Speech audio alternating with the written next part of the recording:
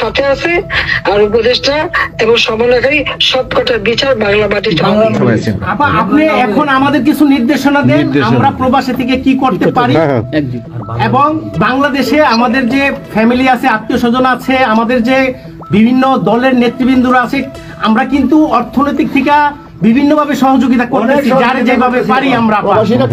বাকিটা আপা আপনি নির্দেশনা দেন, আপনার নির্দেশনার মতো আমরা কাজ করব বাংলাদেশে এবং প্রবাসে। তোমাদের যেটা করতে হবে, একটা হচ্ছে তোমরা যে দেশে আছো সেই দেশের আইন কানুন মেনে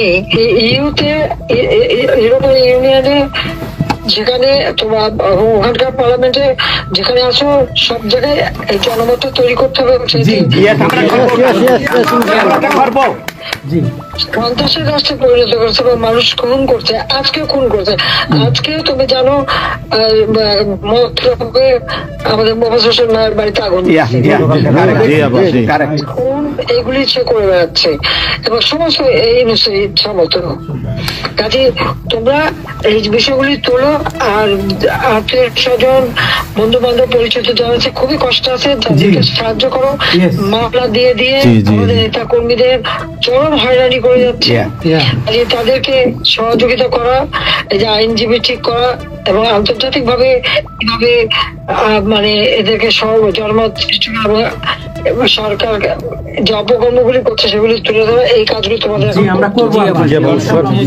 আপা একটা জিনিস একটু সন্দেহ লাগতেছে আপা, তাদের সাথে তোমরা থাকবা, কাজ করবা, আর দেশের ভিতরে মানুষকে যে এই সরকারকে না তাড়ালে দেশের মানুষের মুক্তি দেয়, যে এরা জঙ্গিদের সাথে হাত মিলিয়ে এই নিউজ যাকে সবচেয়ে বেশি সুবিধা আমি দিচ্ছি, গ্রামীণ ব্যাংকে 400 কোটি টাকা আমি দিয়েছিলাম যখন 96 সালে সরকারে ছিলাম, ব্যাংকটা বসে যাচ্ছিল। আমাদের অপরাধটা কি ছিল? কারণ ইউনুসের কথায় তারা এই হত্যাকাণ্ড চালিয়েছে এবং সেটা তারা বলছে।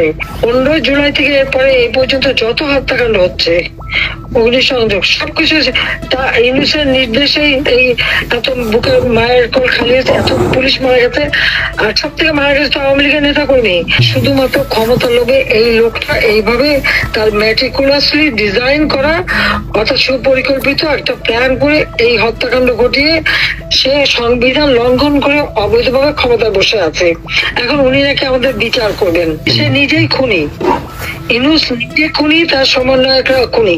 শেয়ার মার্কেটে টাকা উধাও, ব্যাংকে টাকা নাই, ব্যাংকের টাকা উধাও, গেল কোথায়? ইউনুস তার কোনো সাংবিধানিক ভিত্তি নাই, সে অসাংবিধানিক ভাবে অবৈধভাবে ক্ষমতা দখল করছে। ইনশাল্লাহ তার বিচার ওই সংবিধান মোতাবেকই হবে এবং তার ওই চালা চামুন্ডার যে করার সাথে আছে আর উপদেষ্টা এবং সমন্বয়কারী সবকটার বিচার বাংলা মাটিতে হবে।